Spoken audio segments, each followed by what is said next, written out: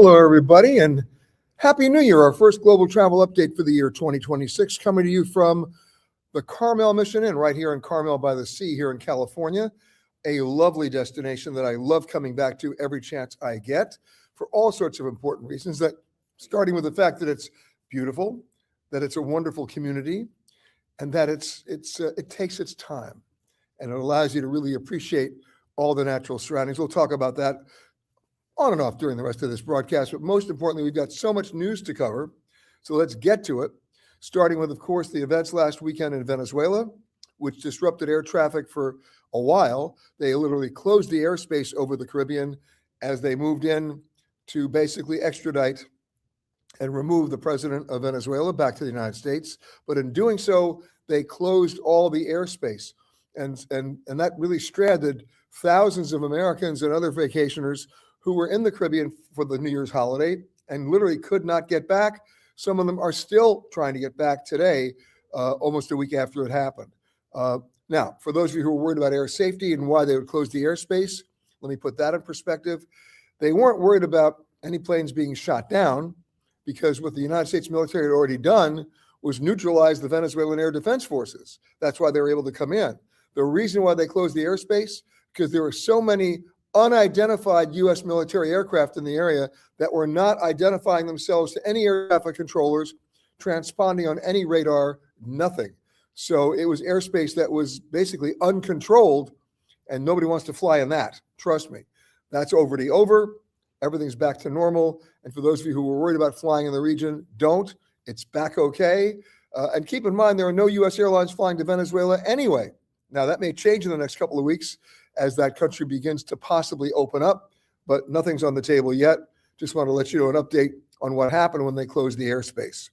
Okay, now a lot of other things I want to talk about as we begin the new year before we get to your questions and a few other things. What I did this year, meaning over the last week, as this year's only been a week old, is Anthony Protas, who produces these shows, put together using my new favorite app, Flighty, a little compilation for you, a nice visual animation for those of you who think I'm crazy and I travel all the time. I really do travel all the time. We actually put together an animation of everywhere I went in 2025, and watch this animation, and then I'll put it all in perspective for you. Let's roll it.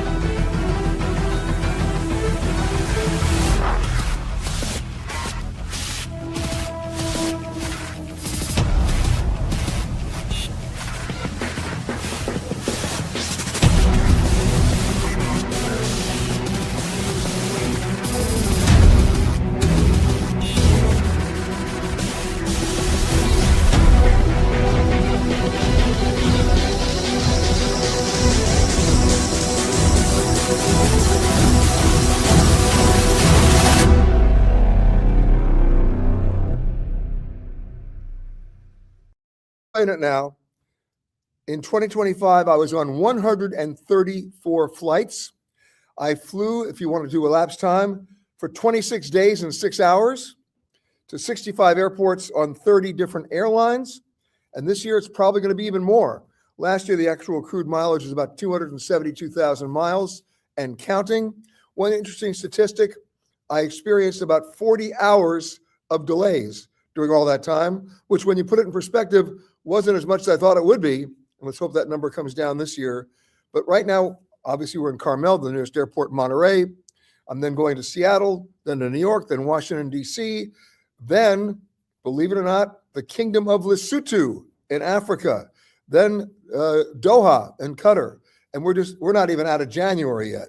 So that'll give you an idea. The schedule continues. So you'll be seeing Global Travel Update from many of those locations. Now, every week, I keep on having fun with this. We have the Transportation Secretary still hearkening back to the golden age of aviation.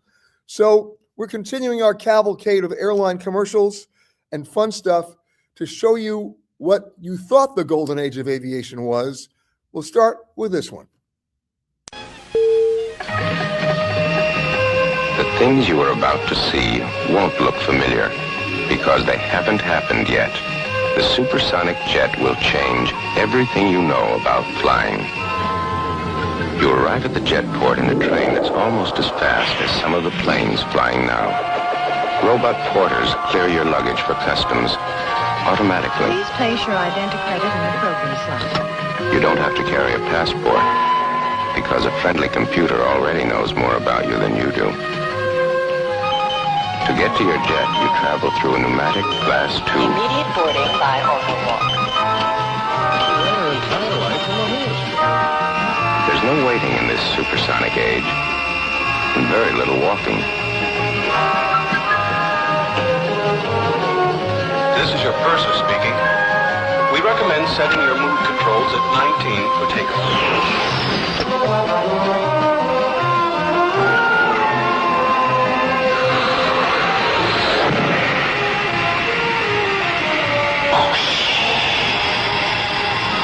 The supersonic is equipped with all the modern conveniences. An electronic valet to clean and press your clothing. A video phone to keep you in touch with home. We're almost to Lima. There's even something new for a headache. And when you're hungry, you don't have to push a hostess around.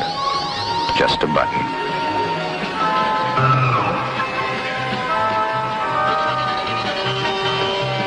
Entertainment, you can watch one of 3 different movies, or all 3 at one time. This supersonic flight was arranged by Braniff International to show you what our future is going to be like. Well, we're still waiting 50 years later. Remember, that was made in 1975. Braniff did actually, the only thing that actually happened was Braniff did operate the Concorde for about a minute and then gave it up. And nothing else you saw there ever happened again.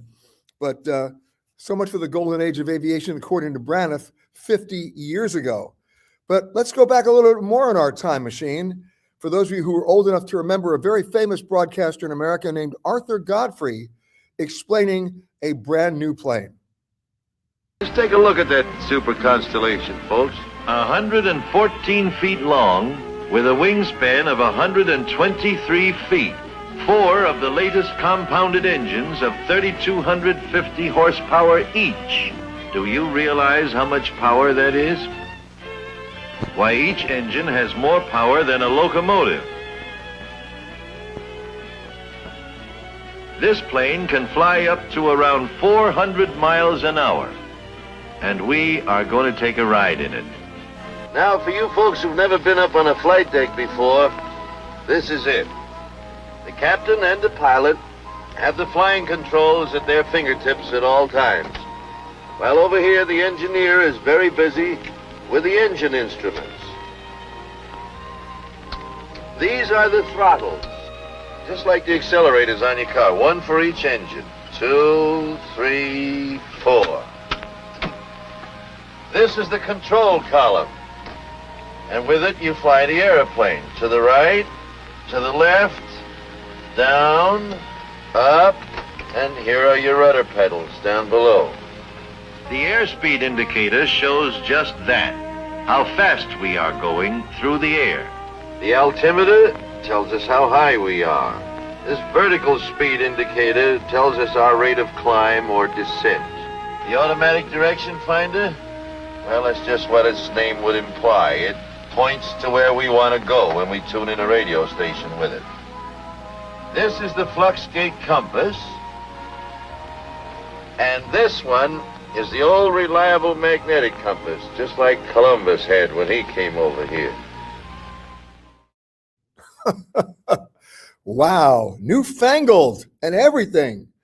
All right, let's jump ahead into the early 80s, where TWA decided to have some fun. Roll this. Right before your eyes, TWA is creating a brand new way for business flyers to fly coast to coast. A business class in a separate cabin with bigger, wider seats than in coach, but fewer seats so you're less crowded. It's TWA's new ambassador class to the East Coast, with enough room for anybody. Even if you're 7'1" or taller, it's all little.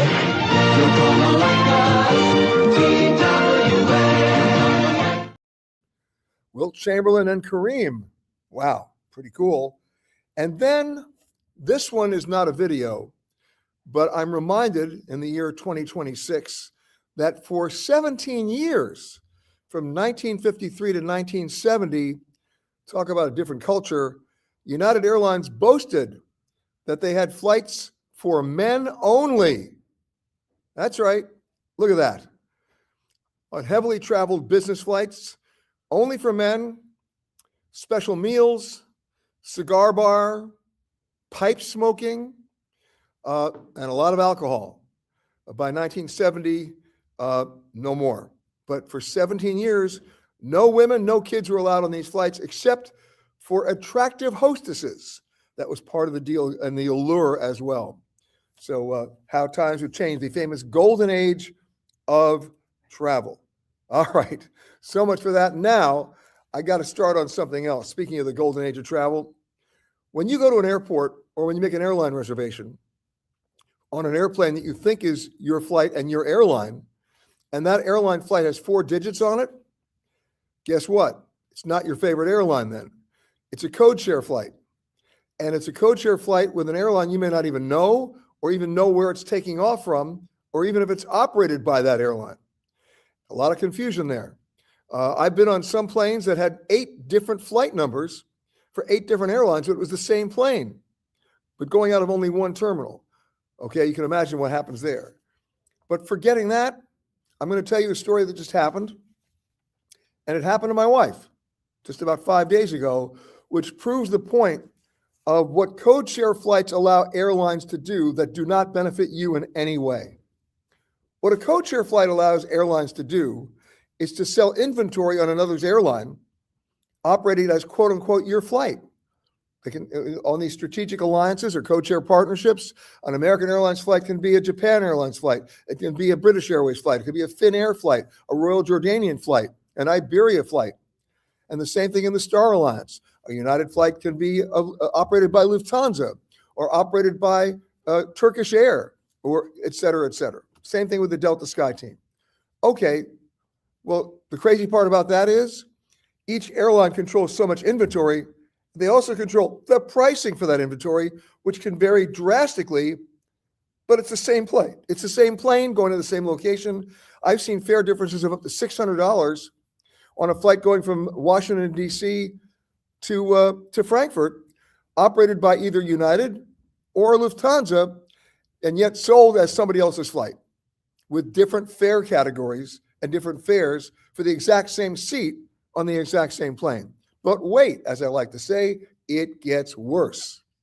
Because what happens if you're on a code share flight connecting to another code share flight and the airline is delayed, or it cancels, or they lose your bags, right? Or you're stranded at a midpoint? Who takes responsibility? And that's where the finger pointing starts. Each airline says, wasn't us, it was the other guy. It wasn't the other guy, it was the other guy. And nobody gets what they need. Well, this just happened the other day. My wife was booked on American Airlines Flight 104. We're naming names, going from JFK to London and then connecting to a British Airways flight from London to Istanbul, and then connecting on a Turkish Airways flight from Istanbul to Adana in southern Turkey. So she gets to the airport. She's got her seat. She's all checked in. Everything's fine. The plane pushes back from the gate and sits out on the tarmac for 2 hours with no announcements from the crew. Finally, they say, oh, we have to go back to the gate. It's a mechanical, but maintenance is going to fix it. Now, I'm monitoring this from Los Angeles. I was not in New York at the time. And if you know anything about airlines at that hour of the night, a delay ends up being a cancellation. Why? The crew times out, they can't legally fly the plane, or they can't find another plane to fix it, or there's nobody on the ground to fix it at that hour. But what did American Airlines do? They posted a new departure time, not the original 9:50 p.m. flight time, but 1 a.m. And my wife is calling me saying, what do I do? Because she's now missed her British Airways connection in London and her Turkish Airlines connection in Istanbul. So I said, all right, let me find out what's going on. But I'm telling you right now, your flight's going to cancel. There's no point in even staying at the airport. Then they posted a new departure time of 1:30 in the morning. And my wife is calling me because I can't get her any answers. Why? American Airlines has a 40-minute wait time on their phones. So now I realized what was going on. I said, do you see the flight crew there for your flight? Yes. Go over there and ask them what time they time out. Really? Yeah, ask them. They time out at 2 a.m. I said, go home. Sure enough, 15 minutes later, American Airlines announces the flight is canceled and you should go to the app. Anytime somebody tells you to go to the app, I mean, you know it's over. And the app will give you a voucher for an Uber and food at what? 1:30 in the morning. What is that? $12 voucher for an Auntie Anne's old pretzel? So I said, all you need to do now, forget the voucher, forget the Uber. The app's never going to work. By the way, it didn't. Half the passengers never got any of that stuff. Just go back and get your bags and go home. I'll rebook you. They wouldn't give her the bags. Why? Because the bags were not being removed from the plane. And why is that? Well, according to American, they didn't cancel the flight. They only delayed it for 24 hours. Can we be honest here? They canceled it. Anytime you're delayed more than 3 hours, that effectively is a cancellation. I know it, you know it, they know it. They just don't want to tell anybody. She couldn't get her bags back, so she went home. In the meantime, I finally got American Airlines on the phone. I said, I don't want her to wait for 24 hours. Get her on an earlier flight to London. Now we had to rebook not only that flight, but the flight to Istanbul, and now pay change fees and fare change fees to Turkish for the onward flight to Adana. Okay, are you with me so far? I'm able to get American Airlines to rebook her on an earlier flight the next day that leaves at 6 p.m. on British Airways, flight 174, operated as an American Airlines code share flight. Now at JFK, the British Airways counter is approximately 6 feet away from the American Airlines counter. So I said to her the next morning, go out to the airport early, go to see British Airways, bring your bag tags, have them go get your bags from American and move them over to your flight. Otherwise, you'll never see your bags. So she goes over there and British Airways says, oh, no, that's not our responsibility. That's American's responsibility. She goes to see America and they go, oh, no, you're scheduled on the 10 o'clock departure tonight. No, she wasn't. American rebooked her on the 6th, but nobody was talking to anybody. Finally, there was nobody taking responsibility to American for finding the bags, and her departure time was coming up. What was she going to do? You know what? I then got on the phone with the bag guy at American. We found one woman there, Valeria, thank you, Valeria, who said, I will take command. She would take responsibility. She sent my wife to the gate, otherwise she'd missed the departure, and she physically found the bags, raced them to the plane, and they were boarded 10 minutes before the plane pushed back. Now, did my wife get any compensation from the airline for essentially a 24-hour cancellation? Or the change fee she had to pay for the onward flight that was caused only by American? Or for waiting all that time when we already knew the answers the night before and again the next day? Nothing. Yesterday, she receives an email from American apologizing for the canceled flight. They're actually being honest about it now. They canceled it. They didn't delay it. They canceled it. And what did they do? We're giving you 20,000 miles. Ridiculous, hopeless, delusional. 20,000 miles to do what? I mean, it's tough enough to earn miles. It's tougher to redeem them. That means absolutely nothing. And we're stuck paying about $300 in change fees to another airline that was caused directly by American. And their unwillingness to be honest about a fact that a delay was going to turn into a cancellation, and they should have protected everybody, and they didn't. The beauty and the fraud of code share flights. How many passengers every year end up at the wrong terminal because they think it's a British Airways flight when it's American? or they think it's a Lufthansa flight when it's actually United. And then worse, and by the way, in the service industry, it's not the delivery of the service that matters, it's how people recover. American Airlines in this situation didn't recover well at all. And I'm sharing this with you to say, anytime you see 4 digits on your flight, do some additional work to find out who's really flying the plane, what you really paid for that ticket, was it too much? And keep a detailed record of names, dates, times, you name it, because when something goes wrong, they're all going to do this. That's not code share. That's a conspiracy to be stupid. And it doesn't benefit anybody. All right, that's my diatribe on code share flights. It had to be done. I did it.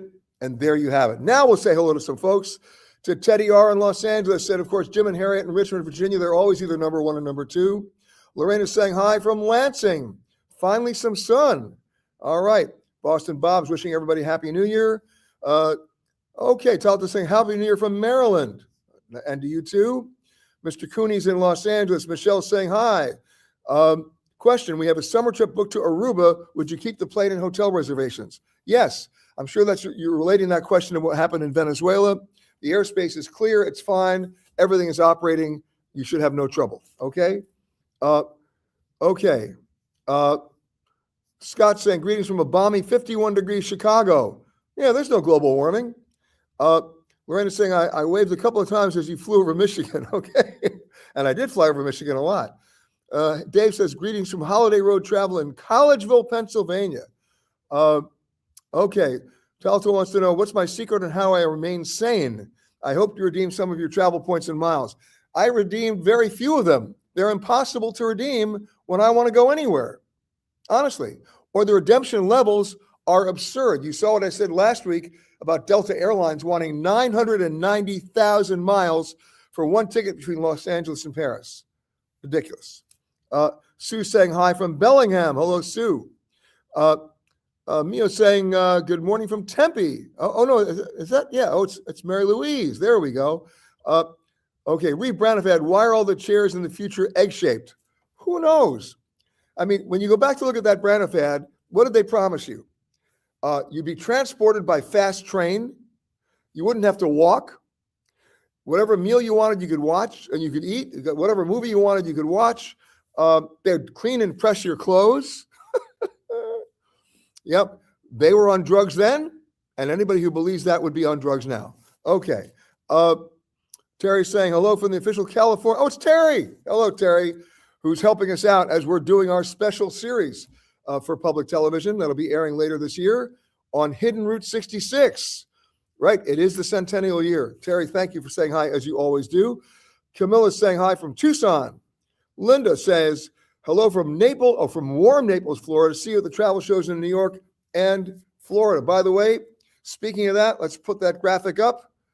I'm speaking this weekend. You'll see me in Seattle, followed by New York at the Javits Center, in Chicago, in Fort Lauderdale, in Los Angeles, which will be in Long Beach, in Santa Clara, California, in Dallas, and in Denver. So hope to see you there and answer more questions and have better conversations and learn from each other about what's going on in the brave new world of travel for 2026. Always happy to do these travel and adventure shows and to see you guys there. So thank you for saying that, Linda, and we'll see you at the shows. Okay, Joy's saying, I'm going for a timeshare presentation, unfortunately. Why? We are in our 70s going in June for 5 days, 4 nights. Just want to know, what is the better location for us to stay and enjoy the time while we're there? Okay.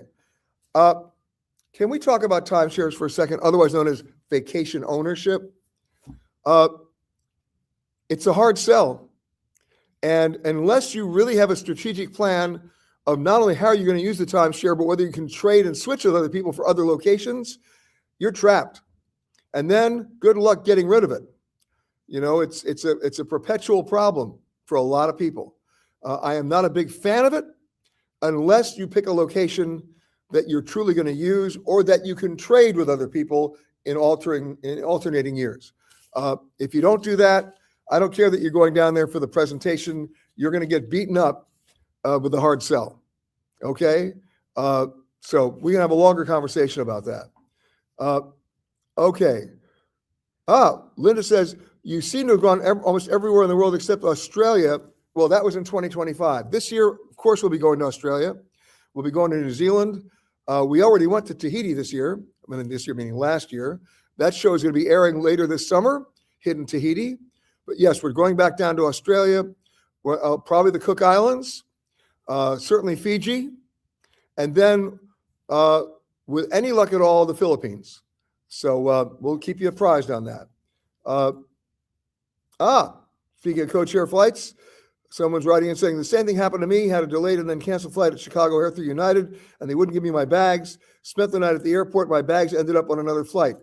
My point exactly. You know, if you take a look at all the security they want to do before they check your bag in, once they have the bag, they don't care about you. I have another pet peeve, okay? Now, this one, it made me think about it just the other day. All right, you have to identify your bag. They have to do security. We understand that. We accept that. It goes on the plane. Now you land at your airport destination. Ever notice there are no chairs or seats in baggage claim? Do they actually think that the minute you walk into baggage claim, your bag is waiting for you there? Not even close. There's no place to sit. And you just gotten off an 11-hour flight. And now you got to wait 40 minutes for your bags with everybody else. They don't care about you. There's no security for your bags in baggage claim. Anybody can walk out with them, and many do. Whatever happened to that? Whatever happened to positive bag matching with ID when you get them at baggage claim? Airlines used to do that. Remember, you couldn't leave without them showing you the bag tag and some ID? They don't do that anymore. You know why?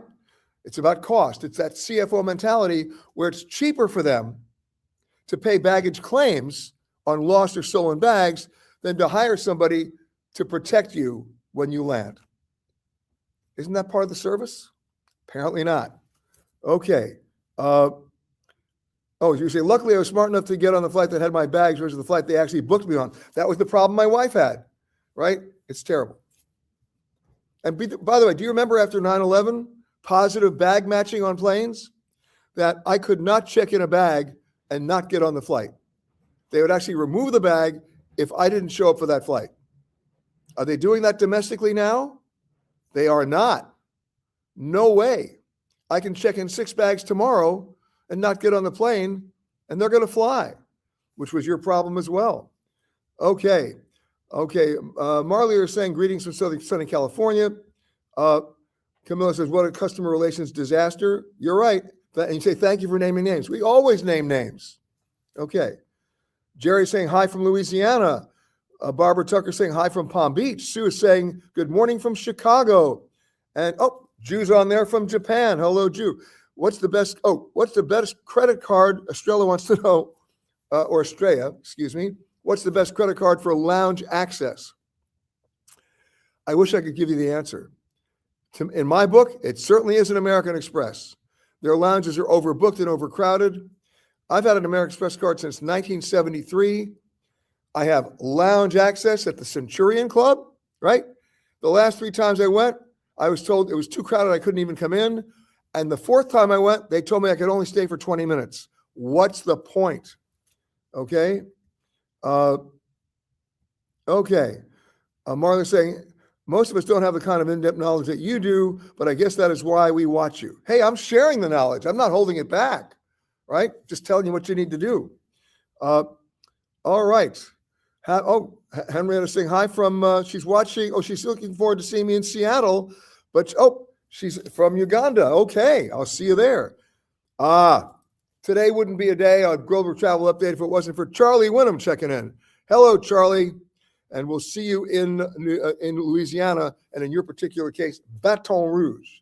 Okay, very, very good. Now, I think it's time. I think we ought to do it. Let's do the photo of the week. This is cool. Can you see that? Anybody know where that is? Might surprise you. We're talking where? Michigan. Michigan. Isn't that great? Love that picture. Taken by Tracy, I hope I pronounced this name correctly, Tracy Kochany. And she writes, we live in northern Michigan. We're talking the UP, where it's 15 degrees with about 3 feet of snow. We know that. This photo was taken this summer outside of Munising, Michigan, on Lake Superior at the Pictured Rocks National Lakeshore.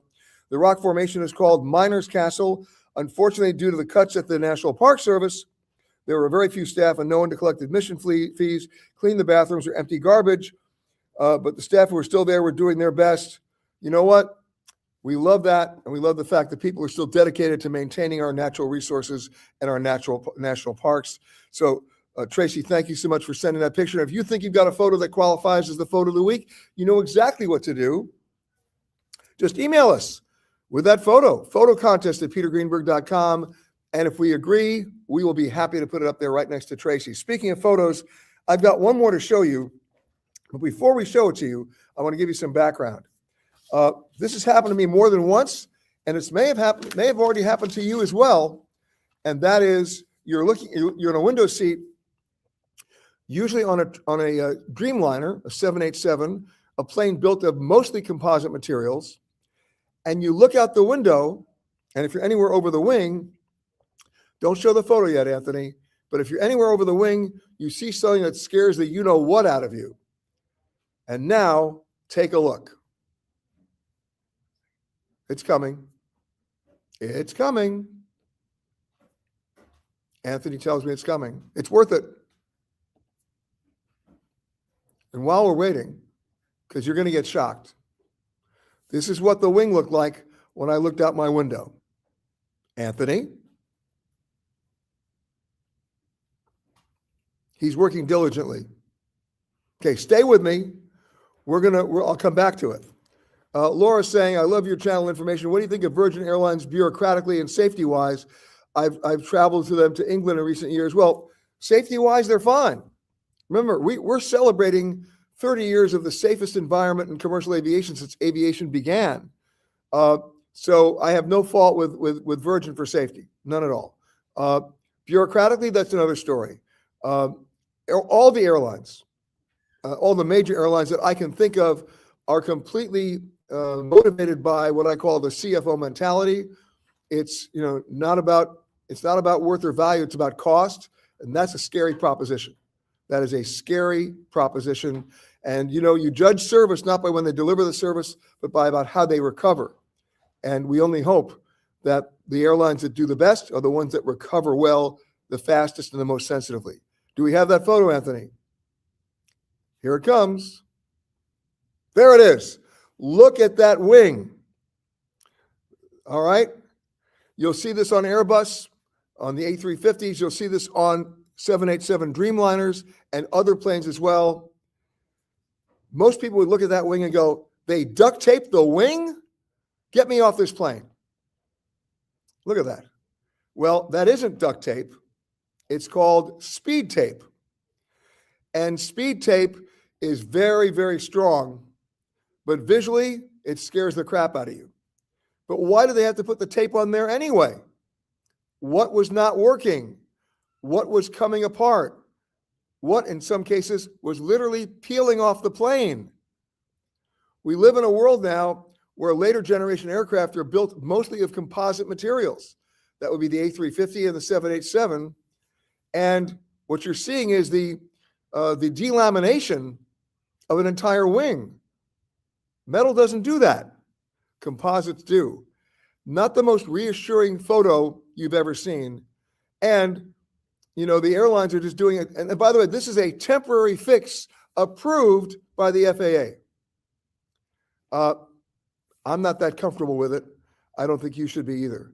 But anyway, if you see more of this stuff, no, it's not duct tape. That's somewhat reassuring. It's speed tape. All right, I just wanted to share that with you. All right, let's move on. I'm going to scroll down here again. Going to come down. Hold on. Oh. All right. Lorena says, realizing it is a small airport at Lansing, when bags come on the carousel, there's a security person in the area.